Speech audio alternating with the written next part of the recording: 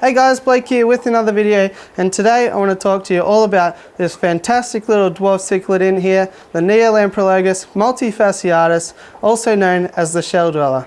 Let's jump straight into the video.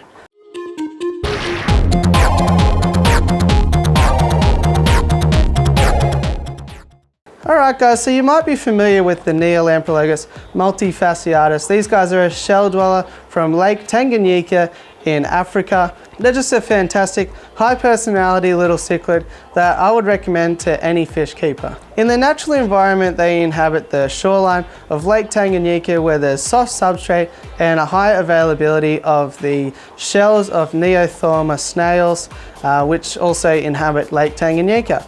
And as a result, they've evolved to dwell in the shells because they provide a bit of protection, they provide an area to spawn in and a safe area for the babies and the fry to raise up in. They are a dwarf cichlid and do stay pretty small. Males will get up to about 1.8 inches, which is about 4.5 centimeters, and females will get to 1.4 inches, which is 3.5 centimeters. As such, you don't really need a huge tank to house these guys, but because they are primarily a bottom dweller, a shallower and wider tank will suit them best because there'll be more of that area to utilize for them. In terms of diets, they're what's known as a planktivore, meaning they eat mostly small crustaceans, so you can feed them things like brine shrimp, although they will readily take to pre-prepared foods such as pellets and flakes as well. In terms of a tank setup, you will see best coloration out of these guys on a white sand substrate with some larger shells for them to be able to exhibit their natural behavior. You can easily find escargot shells, which are usually sold into the restaurant industry, and we can certainly prepare them for use in an aquarium. Actually, I've done a video on it, which I'll put up in a card above now if you want to check that out for yourself. Other than that, I'd recommend using some Cerio stone, Texas Holy Rock, or another piece of hardscape that contains some limestone, because that's going to buffer the pH up to what these guys like to survive in.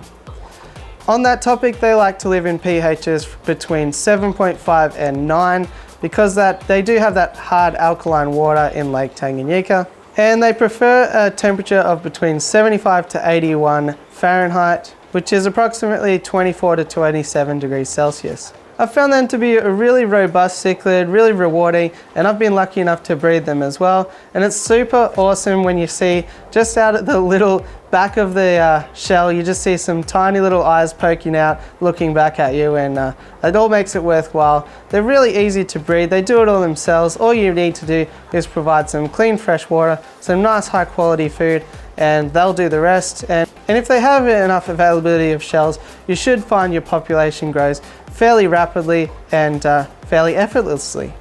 To feed the fry, they're pretty much ready to get going on live baby brine shrimp straight away. I like to feed a couple of rounds of live foods just to get the instinct happening before I offer up any powdered fry foods.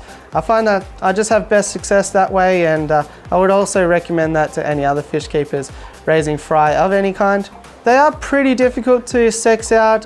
If you have a store which has a wide variety of them, I'd just suggest pick, maybe a group of 6, the 3 largest, the 3 smallest, and hopefully you get a pairing out of that. You will soon know because they won't take a lot of encouragement to sort of pair up and find their own territories and do everything else that's involved. So I wish you all the best. So hopefully you found this to be insightful, and yeah, I would certainly recommend anybody to pick up and have a go at the Neolamprologus Multifasciatus. Hopefully you liked this video, and if you did, it always helps me out to hit like, hit subscribe, and all that fun stuff.